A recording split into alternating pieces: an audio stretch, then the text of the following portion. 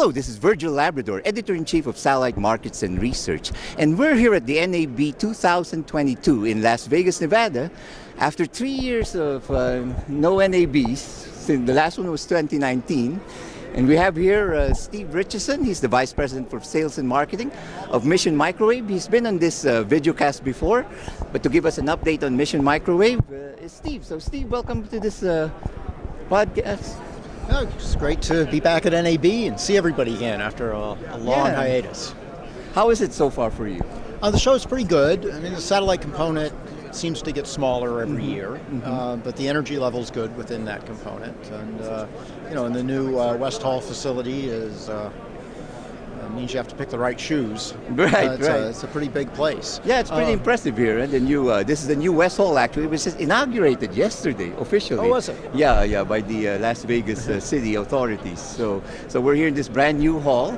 And so what's new with the Mission Microwave, Steve? What's new with us is stuff that's relevant to the broadcast market. We're doing a lot more high power products, particularly Ka band for the gateway market. We've effectively won the battle for the terminal market, in the tactical terminal and the flyaway market. All the cool kids use our stuff. Right. And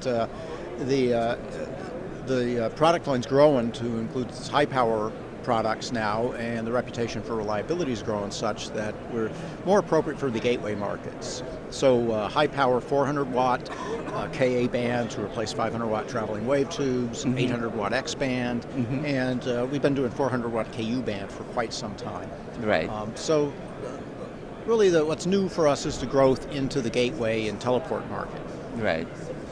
And so what applications are those useful for?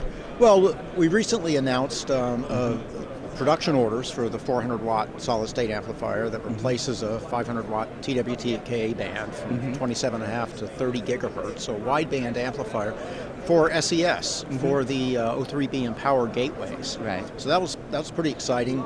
We've had multiple production orders from them now, and they are tremendously excited about the product. I mean, one of the great things about the products that Mission Microwave's done, for me as the sales guy, is that our customers are really excited about using them. Because we enable some applications they haven't been able to do before. The industry, for example, to replace traveling wave tubes has been a desire of the industry for quite some time because of the issues on reliability and efficiency, and it hadn't been practical until we worked over a few years with SES to come up with a drop-in solution. It's the same size as a 500 watt TWT, and you drop in a 400 watt SSPA. So they're able to mix and match them through the network to mitigate the risk. So a brilliant strategy by that. And again, the great thing I get to do is work with some really smart customers. Right. Yeah, you've done it quick, in relatively short time, For this industry, remarkably short time. The company was founded in 2014. We really didn't turn the volume up until 2017. Right. And in that time, I mean, we recently announced that we, in the first quarter, towards the end of the first quarter, we announced that we shipped our 10,000th amplifier. Wow. So where do you see the trends, post-pandemic in your segment of the market? The trends are positive, right? There's a lot of demand. Ka band, people have been talking about Ka band growth and high throughput satellite for so long that they actually stopped talking about it, but it actually is happening. And because all the talk now is about the next stuff, right? LEOs and MEOs and all that. But the reality is Ka band high throughput is here. Right. We do a lot of business on Ka band, a lot of it on the military side, growing part of that on the commercial side.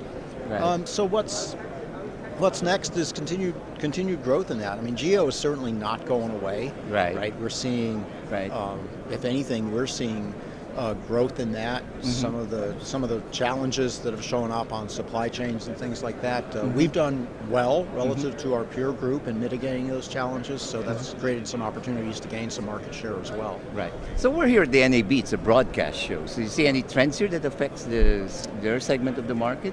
Do you think all these IP streaming, taking over? It's cloud, right? It's a lot of the same trends we've seen for years, and we've talked about for years. But again, Right. they're actually becoming true.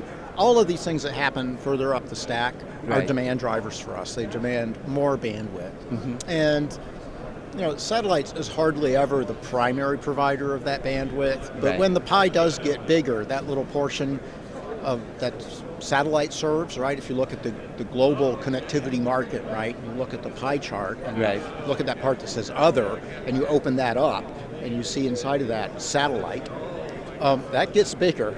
As the whole pie grows. Right. So it's all good for you guys then. It is. We Yeah. work low down in the value chain at the physical layer of the stack, if you will. Right.